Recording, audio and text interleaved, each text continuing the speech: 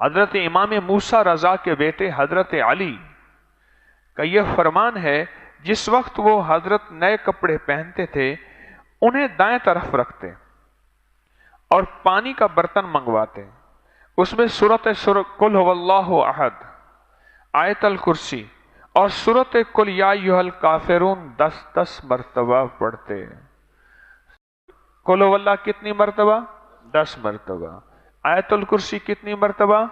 10 مرتبہ۔